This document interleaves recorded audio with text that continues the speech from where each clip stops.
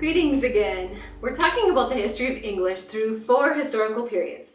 So far, we've talked about Old English and Middle English. So let's move on and talk about early modern English, which spanned from approximately 1500 to 1800. Did you know that the printing press was developed in the mid-1400s and as a result, many people learned to read? Have a look at this picture of the printing press.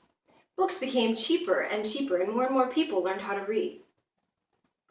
Step into a period of time spanning from approximately 1400 to 1700.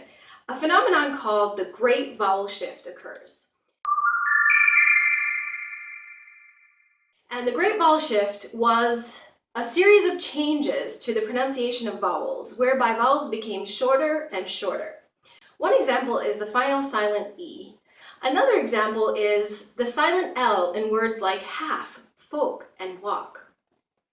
Step into the 15 and 1600s. The English Renaissance occurs, and many words from Greek and Latin enter into English.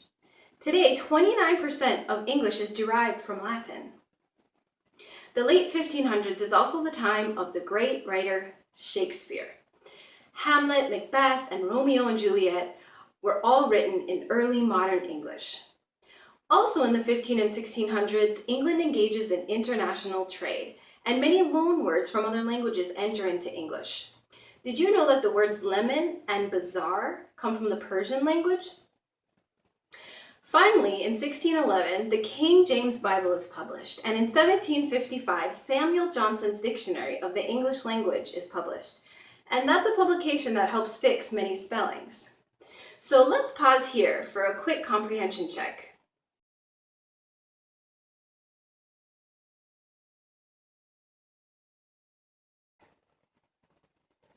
The Great Vowel Shift.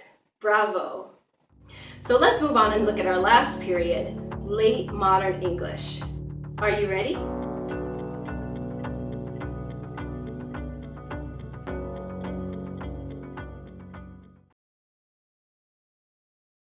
Time marches on and we enter the period of late modern English, which spans from approximately 1800 to the present time.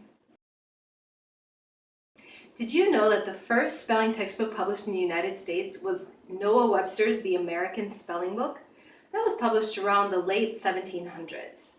And distinctions between American and British spelling formed.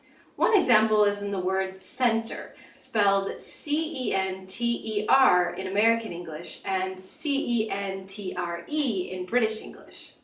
Have a look at these other distinctions between American and British spelling. You can see words like connection, color, check, and traveler. Step into the 1800s, when many technological and scientific words enter English, especially because of the Industrial Revolution. In the US, many new inventions came about, and words like electricity, the train, the sewing machine, and telephone entered English. As well, many new scientific words entered English, such as oxygen, biology, nuclear, and vaccine. In addition, Native American words also entered English, especially those about nature, animals, and plants, and food, such as chipmunk, raccoon, tomato, and squash. And during the settlement of the Spanish areas of the American West, many Spanish words entered English. Words like canyon, ranch, mosquito, tornado, and alligator entered English. In the 18 and 1900s, England colonized many countries, especially in Asia, Africa, and around the world. And this led to a variety of Englishes. Take, for example, Caribbean English or South African English. Step into 1945, after World War II.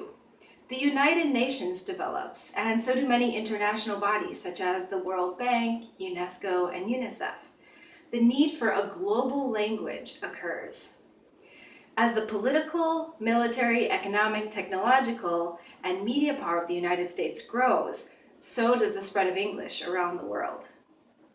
To step into the present time, millions of people are learning English around the world in an ever-expanding number of places. Have a look at this image. You see the inner circle in yellow, where English is a native language. And you see the outer circle in green, where English is a second language. And you see the expanding circle in blue, where English is taught as a foreign language in an ever-expanding number of countries. So it's a very exciting time to be an English teacher. Let's pause here for a comprehension check.